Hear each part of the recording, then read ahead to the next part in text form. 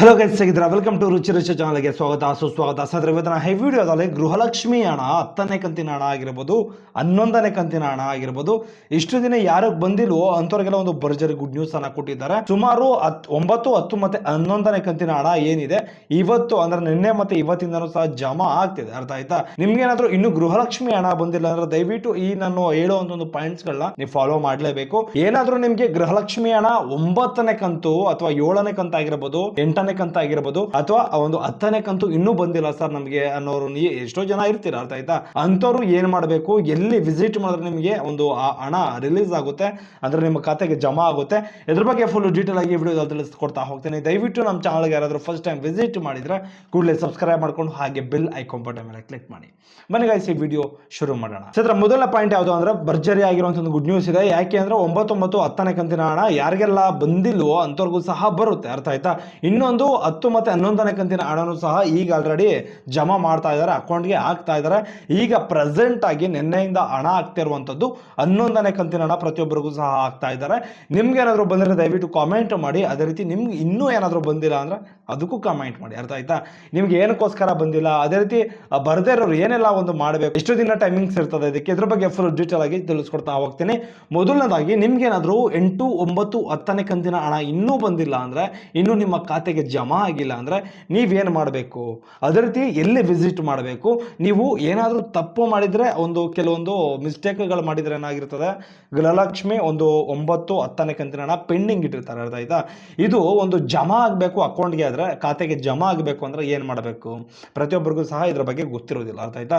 Main ಆಗಿ ನೀವು 8, 9ನೇ ಕಂತಿನ ಹಣ ಆಗಿರ್ಬೋದು, 10ನೇ ಕಂತಿನ ಹಣ ಆಗಿರ್ಬೋದು, ಇನ್ನು ನಿಮಗೆ ಅಕೌಂಟ್ಗೆ ಜಮಾ ಆಗಿಲ್ಲ ಅಂದ್ರೆ ನೀವೇನು ಮಾಡಬೇಕು ಅಂದ್ರೆ ಸಿಂಪಲ್. ಅರ್ಥ ಆಯ್ತಾ? ನಿಮ್ಮ ಹತ್ತಿರದಲ್ಲಿರುವಂಥ ಸೈಬರ್ ಸೆಂಟರ್ಗಾಗಲಿ, ಗ್ರಾಮವನ್ನಾಗಲಿ, ಕರ್ನಾಟಕವನ್ನಾಗಲಿ, ಬೆಂಗಳೂರವನ್ನಾಗಲಿ, ಈ ಸೈಬರ್ ಸೆಂಟರ್ಗಳಿಗೆ ವಿಸಿಟ್ ಮಾಡಿ ನೀವೇನು ಮಾಡಬೇಕು ಅಂದ್ರೆ ಒಂದು ಗೃಹಲಕ್ಷ್ಮಿಗೆ ಸಂಬಂಧಪಟ್ಟವಾಗಿ KYC ಮಾಡಿಸ್ಕೊಳ್ಬೇಕಾಗುತ್ತೆ.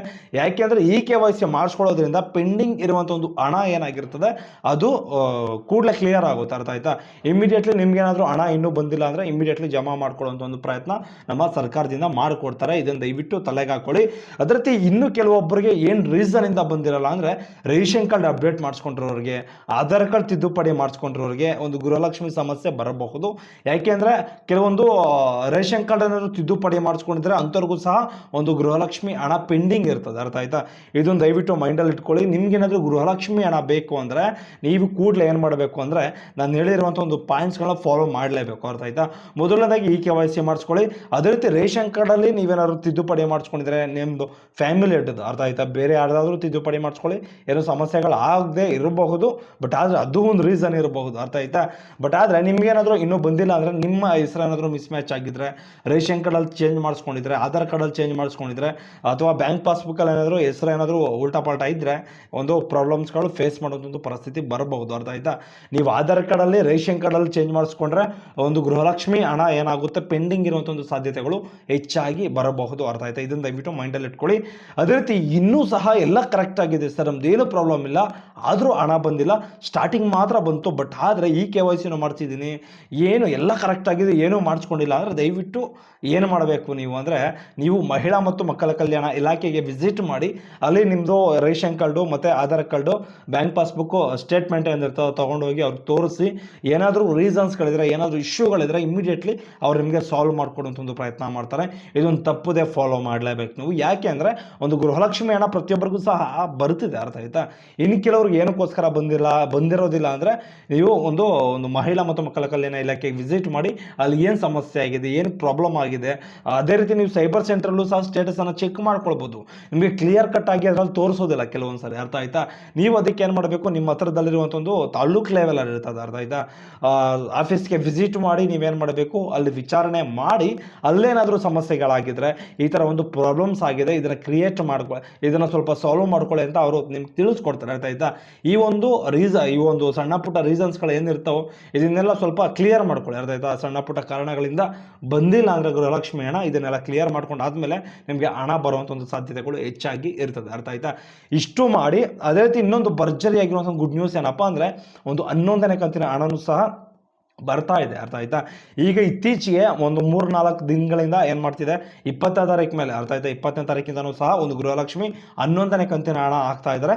ಬಟ್ ಆದರೆ ನಿಮ್ಗೇನಾದರೂ ಇನ್ನೂ 11ನೇ ಕಂತಿನ ಹಣ ಇನ್ನೂ ಜಮಾ ಆಗಿಲ್ಲ ಅಂದರೆ ವೆಯ್ಟ್ ಮಾಡಿ, ಅರ್ಥ ಆಯ್ತಾ. ನೆಕ್ಸ್ಟ್ ತಿಂಗಳು 20ನೇ ತಾರೀಕು ಗಂಟನೂ ಸಹ ಟೈಮಿಂಗ್ಸ್ ಇರ್ತದೆ, ಅರ್ಥ ಆಯ್ತಾ. ನೆಕ್ಸ್ಟ್ ತಿಂಗಳು ಒಳಗಡೆನೂ ಸಹ ನಿಮಗೆ ಜಮಾ ಮಾಡುವಂಥ ಒಂದು ಸಾಧ್ಯತೆಗಳು ಇರ್ತದೆ. ನಿಮ್ಗೇನಾದರೂ ಇನ್ನೂ ಗೃಹಲಕ್ಷ್ಮಿ ಹಣ ₹1 ಬಂದಿಲ್ಲ, ಒಂದು ಕಂತು ಬಂದಿಲ್ಲ ಅಂದರೆ ದಯವಿಟ್ಟು ನೀವೇನು ಮಾಡಬೇಕು, ನೀವು ಇದಕ್ಕೆ ಅರ್ಹರಲ್ಲ ಅಂತ ತಿಳ್ಕೊಳ್ಬೇಕು. ಇಲ್ಲಾಂದರೆ ಎಲ್ಲ ವೆರಿಫಿಕೇಷನ್ ಮಾಡಿಸ್ಕೋಬೇಕು, ಅರ್ಥ ಆಯ್ತಾ. ಅದು ಸ್ಟೇಟಸನ್ನು ಚೆಕ್ ಮಾಡಿದ್ರೆ ಏನಕ್ಕೋಸ್ಕರ ರಿಜೆಕ್ಟ್ ಆಗಿದೆ, ಏನು ರೀಸನ್ ಇರಬಹುದು, ಇದ್ರ ಬಗ್ಗೆ ಎಲ್ಲ ಫುಲ್ಲು ಡೀಟೇಲ್ ಆಗಿ ಅದರಲ್ಲೇ ಕೊಟ್ಟಿರ್ತಾರೆ. ಅದನ್ನು ಸ್ವಲ್ಪ ಫೈಂಡ್ ಔಟ್ ಮಾಡಿ, ಸ್ವಲ್ಪ ಚೆಕ್ ಮಾಡ್ಕೊಳ್ಳಿ.